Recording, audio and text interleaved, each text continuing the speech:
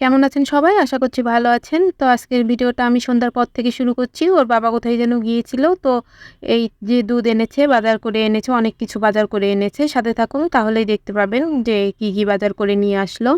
তো এই তো সবগুলো এখানে ৬ লিটার দুধ ছিল আরকি। আর এই বোতলগুলোও কিনে নিয়েছে। কিনে ইনটেক বোতল ওখান থেকে জল দিয়ে ধুয়ে নিয়েছে। ধুয়ে নিবার পরে এই যে দুধগুলো কিনে বোতলে জারে করে নিয়ে এসেছে। তো এখানে ৬ লিটার দুধ ছিল। তো ৫ লিটার আমি ফ্রিজে রেখে দিলাম। আর এখানে ১ লিটার দুধ জাল করে নিচ্ছি। আমরা সন্ধ্যাবেলা খাবো সেইজন্য।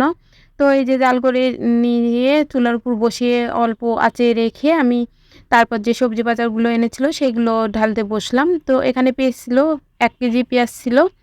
তো পেঁয়াজটা আমি ঢেলে নিলাম আর সাথে অনেক কিছু সবজি বাজার। এই সবজি বাজার একটাও আজকে আমার ফ্রিজে ঘরে কোনো সবজি বাজার ছিল না জন্যই বলেছিলাম যে সবজি বাজার করা লাগবে।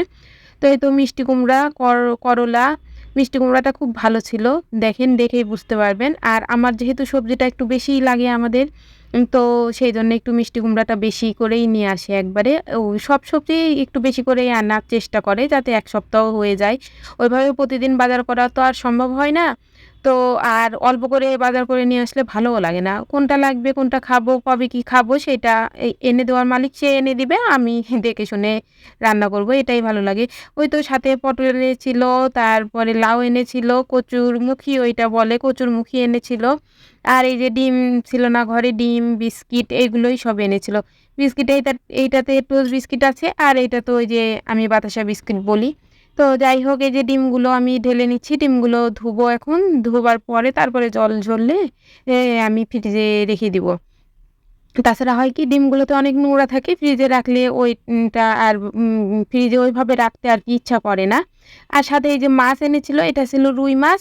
রুই মাছটা এখন আমি ধুয়ে পরিষ্কার করে নিব। আর আমার মাছ তো কেটেই নিয়ে আসে, আমি মাছ কাটতে পারিও না, আমার দ্বারা মাছ কাটা সম্ভবও না। সেই জন্য আর কি মাছ আমার যে মাছই আনুক বেশিরভাগ কেটেই নিয়ে আসে। এক ছোট মাছ হলে তখন মাছ যারা কাটে তারা কেটে দিতে চায় না, সেই জন্য আর কি বাধ্য হয়ে বানাতে বসতে হয়।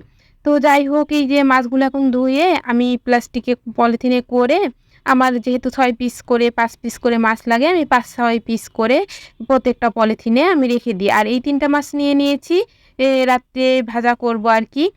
তো এই মাছগুলো কিন্তু দেশি রুই মাছ ছিল। একটু সাইজে ছোট, কিন্তু মাছটা খেতে বেশ স্বাদ ছিল। হ্যাঁ, তো এই কারণেই ছোট মাছ হলেও খুব বেশ ভাজা খেতেও মজা লেগেছিল। রান্না করে খেতেও ভালোই হবে আশা করছি। তো যাই হোক, রাত্রে খাওয়া-দাওয়া শেষ করে তো এই যে ঘুমিয়েছিলাম। এটা সকালবেলা। সকালে ছেলের কলেজ আছে, কলেজে যাবে আর ওর বাবাও দোকানে যাবে। সেই কারণে আজকে একটু সকালে উঠতে হয়েছে। ওই 6:30 টার দিকে উঠেছি। উঠে বাসি কাজকর্ম শেষ করে স্নান সেরে পুজো ওর বাবা দিবে। আর আমি শুধু আমার যে এ ই ঠাকুরের নাম নেওয়া সেটা নিয়ে চলে এসেছি।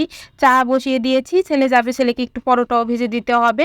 তো আগে চা খাবো, তারপরে পরোটা ভাজবো আর কি। এখানে টোস্ট বিস্কুটটা ঢালা হয়েছিল না কালকে, আর কোনো বিস্কুটই কালকে আর ঢালতে পেরেছিলাম না।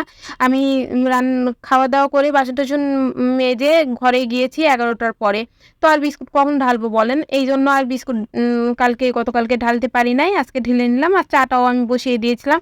এর মধ্যে হয়ে গেছে চা। চা খেয়ে নিবো আমরা ৩ জনাই। চা খাবার পরে তারপরে আমি একটু পরোটা আর ডিম পোস্ট করে দিব ছেলেকে। ছেলে খেয়ে কলেজে যাবে। তো সকালবেলা উঠে ও কিছু খেতে চায় না। সকালেই যাওয়া লাগে একটু। 8:30টার দিকেই বের হতে হয় ওর কলেজের উদ্দেশ্যে। আর ফিরতে 1টা 1:30টা বেজে যায়। তো যার জন্যে হালকা খাবারই খেতে চাই। এখন প্রতিদিন কি করে দিব এটা একটা চিন্তার বিষয়। এই যে এইজন্য আজকে ভেবেচিন্তে ঠিক করলাম একটা পরোটা। বলল যে একটা পরোটা আমি খাবো। বেশি কিন্তু খাবো না। একটা ভেজে দাও। তো একটা একটু বেশি বড় করেই একটু দিচ্ছি ভেজে, যে যাতে একটু পেটে থাকে আরকি। তো এইজন্য আমি এই যে পরোটা ভেজে নিলাম।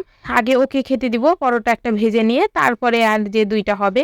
আমার ঘরে আটা শেষ হয়ে গিয়েছিল। আমি লক্ষ্য করি নাই যে ওর বাবাকে বলবো। ভুলে গেছিলাম। তো আজকের ভিডিওটা এই পর্যন্তই। সবাই ভালো থাকবেন, সুস্থ থাকবেন। টাটা।